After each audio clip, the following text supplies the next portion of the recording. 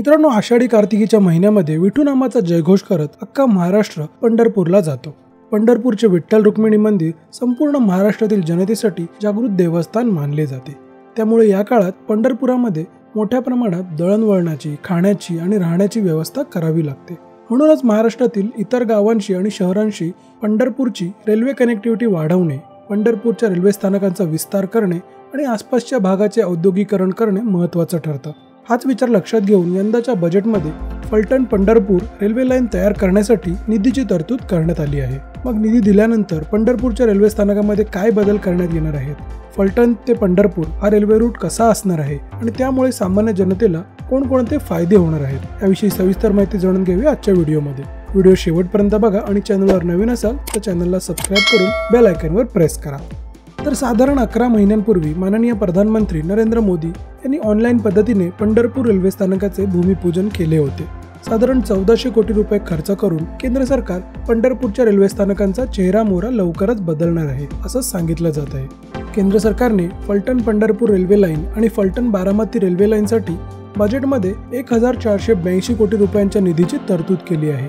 ही railway line राज्य सरकार आणि केंद्र सरकार यांच्या भागीदारीमधून तयार करण्यात येणार आहे आणि या भागीदारीमध्ये राज्य सरकारकडून 921 कोटी इतका निधी देण्यात येणार आहे।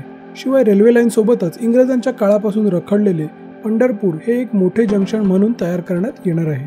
या रेल्वे मार्गासाठी बैठकीचे आयोजन करण्यात आले होते, ज्यामध्ये महाराष्ट्र पायाभूत लोह विकास कंपनी म्हणजेच महारेलने 1842 कोटी रुपये खर्चाचा अहवाल जाहीर केला होता।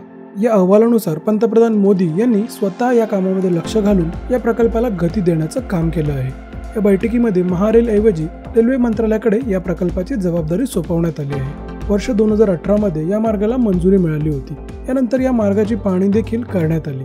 जानेवारी 2024 पासून या मार्गाचा प्रत्यक्ष बांधकामाला सुरुवात झाली आहे। सध्याच्या आराखड्यानुसार या जंक्शनवर एकूण 3 रेल्वे लाईन तयार करण्यात येणार आहेत, ज्यापैकी एक रेल्वे लाईन ही फलटण पंढरपूर रेल्वे लाईन असेल आणि ही रेल्वे लाईन सर्वात आधी तयार होईल आणि लवकरच नागरिकांना वापरण्यासाठी उपलब्ध करून दिली जाईल। या रेल्वे मार्गाची एकूण लांबी 105 किलोमीटर इतकी असेल। या रेल्वे मार्गाव्यतिरिक्त पंढरपूर विजापूर आणि पंढरपूर कराड कोकण या रेल्वे रूटचंही काम लवकरच सुरू करण्यात येईल। या रेल्वे मार्गामुळे भविष्यात पंढरपूरला रेल्वेचा भला मोठा जंक्शन तयार होणार असून पंढरपूरला येणाऱ्या भक्तांसाठी खूप चांगली सोय होणार आहे। देशाच्या कानाकोपऱ्यातून पंढरपूरला येणाऱ्या भाविकांसाठी आणि विशेषतः महाराष्ट्रातील वारकऱ्यांसाठी ही एक दिलासादायक बातमी आहे। मित्रांनो, इथे लक्षात घेण्यासारखी गोष्ट ही आहे की 12 ते 16 महिन्याच्या कालावधीमध्येच हे काम पूर्ण होणार असल्याचा अंदाज वर्तवला जात आहे। इतक्या कमी वेळात हे प्रोजेक्ट पूर्ण होण्याचे मुख्य कारण म्हणजे रेल्वे मार्गासाठी करावे लागणारे भूसंपादनाचे काम हे ब्रिटिश काळामध्येच करण्यात आलं आहे। त्यामुळे लोहमार्गाचे बांधकाम एवढंच शिल्लक राहिलं आहे। मित्रांनो, संपूर्ण महाराष्ट्राच्या भाविकांसाठी आणि वारकऱ्यांसाठी पंढरपूर रेल्वे जंक्शनचे हे विस्तारीकरण खूप मोठे वरदान ठरणार आहे। या नव्या रेल्वे मार्गामुळे पंढरपूरला जाण्याची सोय अधिक सुलभ होणार असून भक्तांच्या सेवा आणि सुखसोयीमध्ये मोठ्या प्रमाणात वाढ होईल।